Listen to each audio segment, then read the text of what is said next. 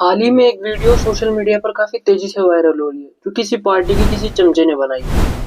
भाई साहब ने बिना सोचे समझे करोड़ों लोगों की आस्था को ठेस पहुंचाया है, क्योंकि इसने पहले भी रामायण को एक काल्पनिक कहानी के रूप में बताया है और ये भी कहता है कि भगवान, अल्लाह, ईश्वर, गॉड इनका कोई अस्तित्व नहीं है। अगर आप एक नास्तिक हो तो आपको किसी भी धर्म या भगवान के बारे में बोलने का अधिकार नहीं है। अगर आप भगवान को मानते ही नहीं हो तो किसी भी धर्म या भगवान पर चर्चा ही नहीं करनी चाहिए। और इतिहास का मतलब ये होता है कि जो रियल में घटित हुआ हो। अगर रामायण काल्पनिक होती तो 1000 साल बाद भी इतने सटीक वर्णन इसके कैसे मिलते।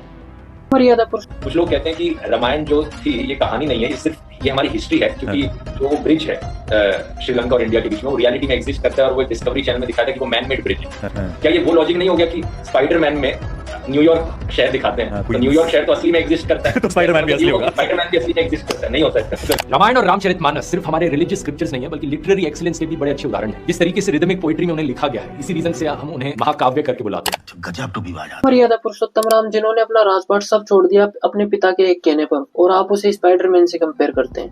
भाई का कहना है कि जो चीज हमने देखी है वही सच है, तो देखी तो हमने आपकी बुद्धि भी नहीं है, इसका मतलब आपके पास, खैर छोड़ो, देखी तो हमने आपकी वैसे बहुत सारी चीजें नहीं है, तो इसका मतलब आप वो हो, नहीं समझे? बताता हूँ, अब तो समझ गए हो गए। जब बात करी जाती है कि भगवान हनुमान ने एक पूरी की पूरी पहाड़ी उठा ली और समुद्र पार उसे उड़ाकर ले आए, ये चीज फिजिकली पॉसिबल नहीं है, ये एक बच्चा भी समझ सकता। ध्रुव राठी इस क्लिप में बोलते हैं कि ये कैसे संभव है कि कोई व्यक्ति एक पहाड़ को उठा देता है। इसका मतलब यह है कि वो हनुमान जी की शक्तियों को कम आंक रहे। उन्होंने रामायण तो क्या हनुमान चालीसा भी ढंग से नहीं पढ़ी। अगर ढंग से पढ़ी होती तो उन्होंने ये श्लोक जरूर पढ़ा होता। नवनिधि के अष्ट सिद्धि, नवनिधि के दाता, असबर दीन जान की माता।